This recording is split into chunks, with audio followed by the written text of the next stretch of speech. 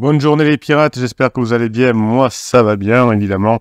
Dans ces podcasts du jour, on vous invite à retrouver votre conjoint. Vous êtes ensemble depuis 5, 10, 15, 20 ans. Et un jour, votre conjoint vous a dit qu'il ne vous aimait plus, qu'il ne voulait plus être avec vous. Peut-être que vous avez découvert qu'il avait un pansement. Vous avez commis tous les interdits du monde. Et puis, finalement, vous êtes tombé sur cette team famille des pirates. Vous êtes mis à vous former. Vous avez mis en application les formations et vous avez pu récupérer votre conjoint ou vous êtes en train de le récupérer. Aujourd'hui, je vais vous donner quelques techniques pour vous sentir mieux et pour sentir son corps de l'intérieur.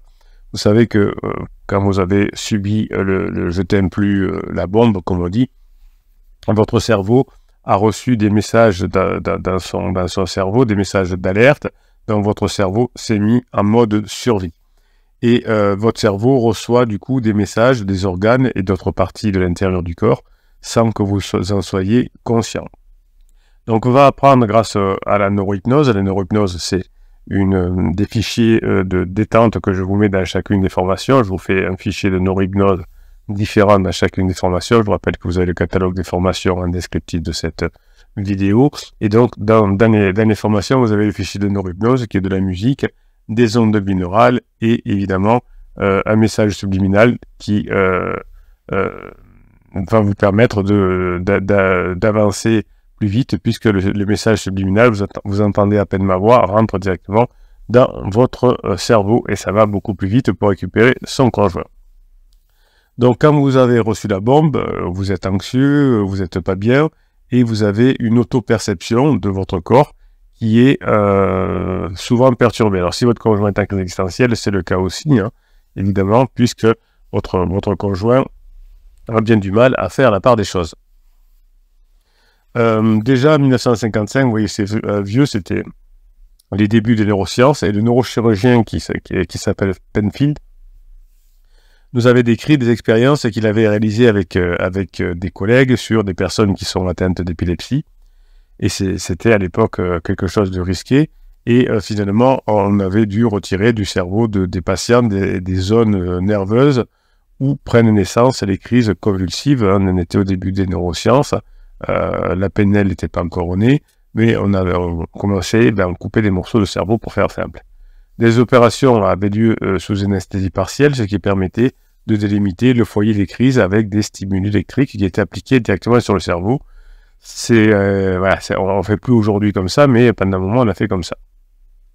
Et donc, Penfield pouvait noter le détail des réactions des personnes à la stimulation des différentes structures cérébrales. Et évidemment, la stimulation d'une zone particulière du cerveau ne provoque pas un mouvement d'une partie du corps, comme certains coachs veulent le faire croire, ni la sensation d'être touché par quelqu'un. Mais ce qui se passe, c'est que les patients ressentent la stimulation à l'intérieur d'eux-mêmes. Certains signalent des sensations étranges dans l'abdomen, des grattements dans l'estomac, d'autres sont pris de vertige ou de nausées, d'autres ont des crampes intestinales, d'autres des ballonnements quand on touche certaines parties du cerveau. Donc, vous avez aujourd'hui cette culture du cerveau parce que vous êtes devenu un pirate, vous suivez les formations, vous les mettez en application. Et vous avez évidemment la connaissance certainement aujourd'hui de votre cerveau, et c'est pour ça que vous arrivez mieux à maîtriser vos pensées et vos émotions. Donc dans votre cerveau, vous avez une partie qu'on appelle l'insula, hein, c'est grosso modo le cortex insulaire, qui se situe en dessous de la tempe et se trouve en partie cachée dans un pli du cortex cérébral. C'est tout petit, hein, c'est une petite zone. Et on sait aujourd'hui que cette petite zone qu'on appelle l'insula assume de multiples tâches et dans cette zone, l'insula traite des signaux nerveux qui viennent de l'intérieur du corps. D'où certaines personnes qui disent « je le sens dans mon ventre hein, », je le ressens. Votre conjoint a dû vous dire « j'ai des papillons dans le ventre ». Eh bien, ça vient de l'insula. Hein, c'est une perception que j'appelle l'interoception, et qui est finalement une sensation du milieu, hein, ça veut dire ça, interoception. Donc cette interoception, elle joue un rôle fondamental dans votre vie, et pendant la crise de couple, eh bien, elle est totalement aléatoire. Par exemple, quand vous avez faim, c'est grâce à cette partie, grâce à l'interoception, que vous allez manger, par exemple. si vous avez votre vessie bien remplie, c'est que vous pouvez aller aux toilettes. Vous avez cette sensation qui est autour de soi. Alors vous dites, tiens, je ne m'étais jamais rendu compte de ça, et je ne savais même pas que l'interoception existait, mais pourtant, cette interoception, vous allez voir qu'elle est fondamentale dans la crise de couple, et ce processus de base sans lequel il serait impossible de survivre, vous allez, au fur et à mesure des formations, au fur et à mesure de vos avancées, les maîtriser et vous sentir mieux. Évidemment, tout cela se passe en grande partie de façon inconsciente, automatique, et votre conjoint prend des décisions aussi avec des douleurs dans son corps qu'il ne ressent pas. Il pense que cette douleur peut venir de vous ou de votre rapport. Quand vous respirez, on n'a pas besoin de passer son temps à contrôler volontairement l'amplitude de ses inspirations et de ses expirations. On a des groupes de cellules nerveuses dans le tronc cérébral qui évaluent en permanence, c'est bien foutu, les valeurs de la concentration d'oxygène et du dioxyde de carbone mesurées dans différentes parties du corps. Et certains, d'ailleurs, se trouvent dans les vaisseaux sanguins et d'autres même dans le cerveau. Hein, c'est encore de l'interoception. Bien, vous avez compris pourquoi je veux en venir là. C'est que quand vous êtes stressé, que vous respirez mal, que vous avez des tensions, que vous raidissez, eh bien, vous allez avoir des problèmes de concentration, des problèmes de décision. Vous allez ruminer parce que dans ces 2 dernières décennies, c'est pas très vieux depuis, on va dire depuis l'an 2005, depuis 2005, eh bien, on a beaucoup progressé sur l'interoception et on a compris que l'interoception entraînait des graves troubles chez votre conjoint en crise, mais aussi chez vous, hein, puisque ça va entraîner des symptômes dépressifs. Ça ne va pas entraîner forcément une dépression, mais des symptômes dépressifs. Il peut y avoir des addictions, des troubles alimentaires, des choses comme ça. Oui, d'ailleurs, ce qui se passe, c'est que quand votre conjoint lâche la bombe de « je t'aime plus », souvent, vous perdez beaucoup de poids. Donc aujourd'hui, on est convaincu en neurosciences, hein, je ne suis pas le seul dedans, on est de nombreux chercheurs à l'avoir compris, que l'interoception est une condition préalable au ressenti émotionnel. La thèse selon laquelle les émotions ont des racines physiques ont été formulées par William James, qui est le papa de la psychologie, qui considérait les changements physiques non pas comme le résultat d'un vécu émotionnel, mais comme la cause. Nous n'avons pas une boule dans la gorge parce que nous sommes tristes, mais nous sommes tristes parce que nous avons une boule dans la gorge. Nous sommes mal parce que notre corps est trop tendu. Donc si vous détendez votre corps par de la neuroscience, vous vous sentirez beaucoup plus détendu. Dans les années 90, on en parlait à l'époque beaucoup à l'université. On bossait là-dessus en neurosciences. C'était Damasio qui était à la mode. C'est Damasio, il était à l'université de Iowa. Eh bien, à l'époque, on nous apprenait à la fac que les émotions s'accompagnent de réactions physiques. Déjà, en 1990, on le savait. Donc, on savait que lors de chaque expérience émotionnelle, lorsque nous rencontrons, par exemple, une bombe, hein, votre conjoint vous dit « je t'aime plus », certaines structures s'activent dans le cerveau, comme l'amygdale en cas de danger. Hein, comme si vous étiez attaqué par un agresseur dans la rue, eh bien, votre conjoint vous dit « je t'aime plus », eh bien, hop, l'amygdale, pouf, s'active. Évidemment, lorsque votre conjoint vous dit « je t'aime plus », eh bien, l'amygdale s'active et le reste du corps se met en état d'alerte par la libération d'hormones et par les voies nerveuses. Hein. Le cœur bat plus vite et les muscles se tendent, du glucose est libéré dans le sens, comme si vous alliez vous faire agresser. Et donc, vous devenez vous-même agressif. Ou alors, vous fuyez. Ou alors, vous avez peur et vous restez frisé. Au milieu de tout cela, vous avez des sentiments qui vont apparaître. Comme vous sentirez que votre corps n'est pas bien, que vos muscles sont tendus, que le cœur bat plus vite, etc., vous vous sentirez en danger quand votre conjoint vous a dit qu'il ne vous aimait plus, et donc vous allez commettre beaucoup d'interdits. Alors aujourd'hui, on sait mesurer l'interoception, hein, donc on peut pouvoir ressentir l'état de son corps, à quelle vitesse bat son cœur, quelle est la sensation dans le ventre, vous pouvez vous poser ces questions-là. Cette auto-perception diffère fortement d'une personne à l'autre. Peut-être qu'avant d'écouter ce podcast, cette vidéo, vous ne saviez même pas ce qu'était encore l'interoception. J'allais dire une bêtise. Donc finalement, vous allez travailler à partir d'aujourd'hui ce que j'appelle l'auto-perception. Je vais vous faire d'ailleurs une formation dans quelques temps là-dessus, pour vraiment être précis. Donc, vous pouvez mesurer cette capacité en vous concentrant sur des battements de votre cœur, dans des conditions acceptables, bien évidemment, sans prendre le pouls. Vous pouvez juste compter en 1 minute, etc. Alors, vous avez des outils que vous pouvez placer sur votre corps qui sont aujourd'hui, qui vous permettent notamment de mesurer votre cohérence cardiaque. Mais vous pouvez déjà, en vous posant des questions, comment est mon cœur, comment est mon ventre, comment met la tension de mon corps, etc. Donc, quand votre conjoint vous a dit « je t'aime plus », vous avez été atteint de troubles paniques, c'est pour ça que vous avez fait beaucoup d'interdits, et finalement, ça s'est inscrit dans votre corps, dans un changement physique, l'augmentation du rythme cardiaque, souvent des fourmillements dans les membres, et évidemment, vous vous êtes dit « mais c'est foutu », le cerveau se dit « c'est foutu, il y a une grave agression, on va mourir ». Un peu plus tard, en 2010, c'était les équipes de Vince, à New York cette fois, qui ont fait des expériences sur la relation entre la précision de la perception et le vécu émotionnel des individus. On a bossé dans la capacité d'interoception d'étudiants, ça c'est beaucoup d'étudiants, à l'aide de tests de battements cardiaques, et ensuite on a fait écouter aux participants des extraits de films véhiculant une large palette d'émotions, des films d'horreur, du rire, de l'émotion, des sentiments, etc. Donc on s'est aperçu qu'on n'était pas tous égaux devant cette interoception. Il y a des étudiants qui avaient un peu plus travaillé sur eux et qui étaient plus doués.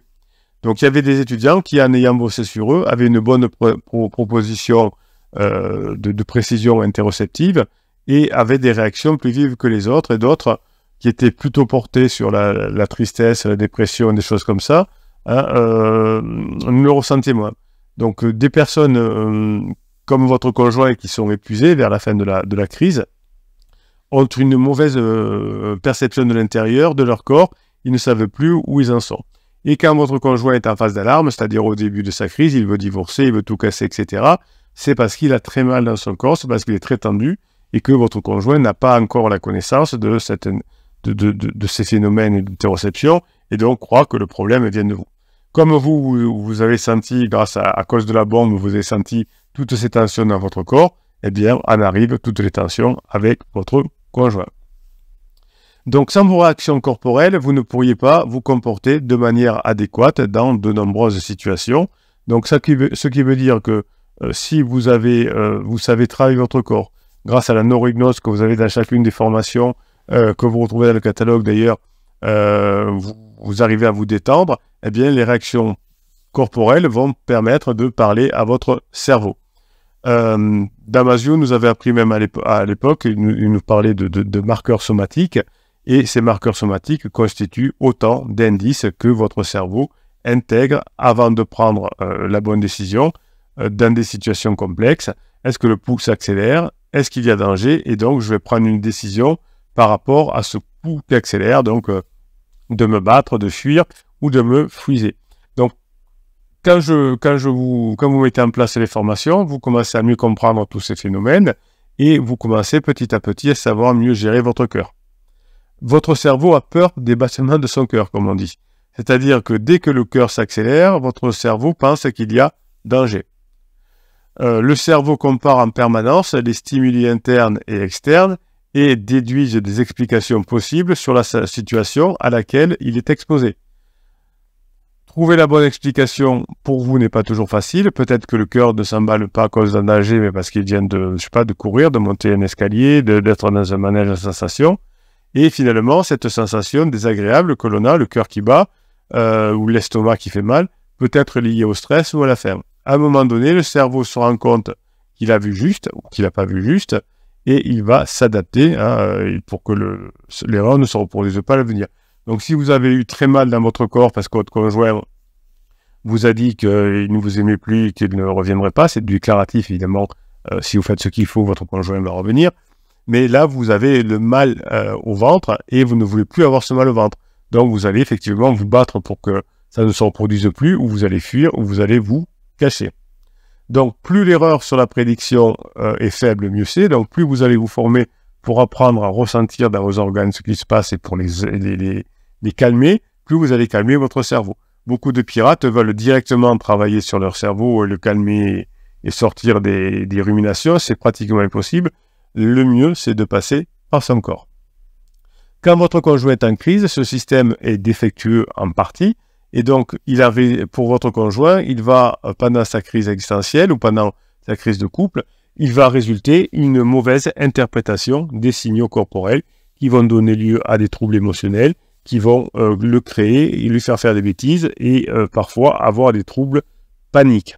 Donc finalement, votre conjoint, à la fin de la phase d'alarme notamment, va avoir des augmentations de rythme cardiaque, il va se sentir mal, il va s'épuiser à force de taper dans le cortisol et il va avoir cet état interne de mal-être qu'il avait déjà et qu'il attribue à vous, alors que comme vous changez, comme vous passez des bons moments maintenant ensemble avec votre conjoint grâce aux formations, il ne peut plus attribuer cet état interne comme du fait de votre présence.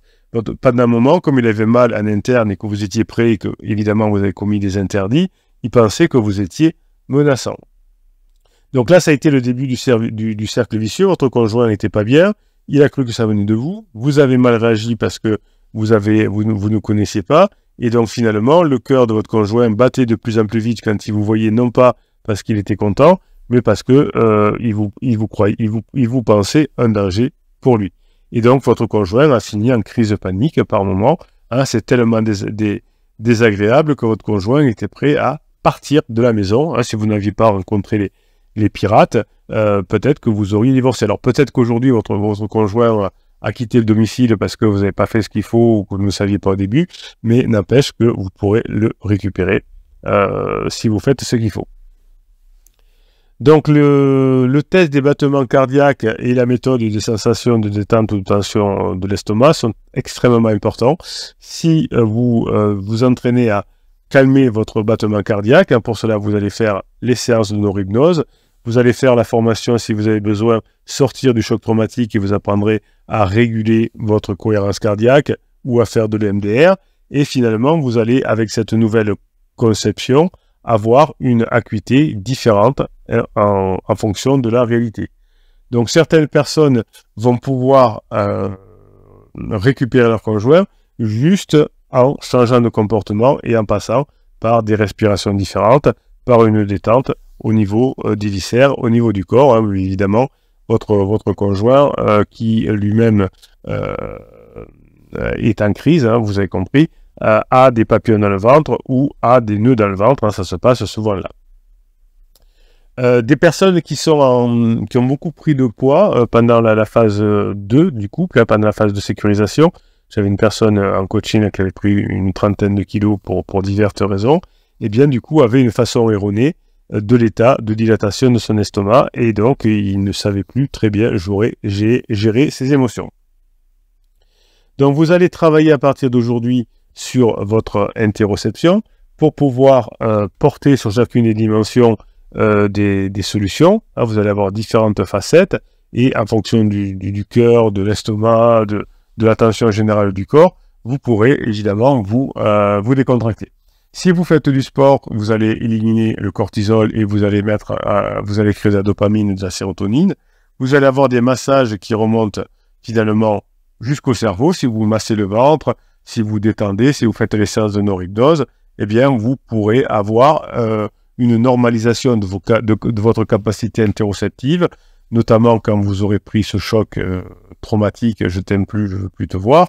Et évidemment, avec la détente, avec le massage du nerf vague éventuellement, vous allez, grâce à cette détente notamment de neurohypnose, vous allez influencer les réseaux neuronaux du schéma interoceptif.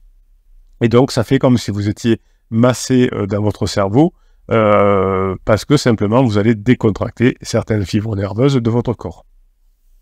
Quand on se fait masser, effectivement, quand on est par quelqu'un qui sait faire, et vous savez que votre conjoint aime bien, même si vous êtes s'il est en crise, parfois votre conjoint aime bien quand même les massages, parce que certaines fibres nerveuses de la peau, que l'on appelle les afférences tactiles de type C, hein, ou les afférences CT, évidemment, montrent que en détendant la peau, eh bien, on peut détendre aussi le cerveau. C'est pour ça que beaucoup de personnes sont fans des massages. Pardon. Donc le toucher est considéré comme un stimulus externe, c'est-à-dire un stimulus extéroceptif, et pourtant, les afférences CT activent bel et bien, de manière très précise, certaines zones du cortex insulaire. C'est pour ça que vous êtes accro au massage de votre conjoint, ou que vous aimez faire des massages à votre conjoint, parce que ça vous fait du bien au niveau extéroceptif. Donc les travaux de Penfield dans les années 50, finalement, nous ont permis de faire des avancées, de réfléchir sur le rôle de l'insula. Et aujourd'hui, vous avez compris, vous, avec cette importance de l'insula grâce à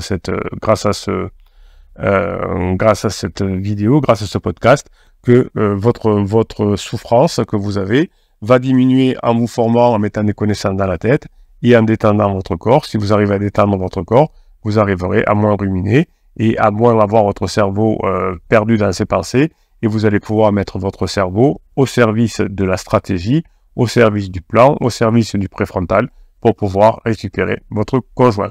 Voilà, je vous laisse découvrir les formations, il y en a 130 dans le descriptif de cette vidéo.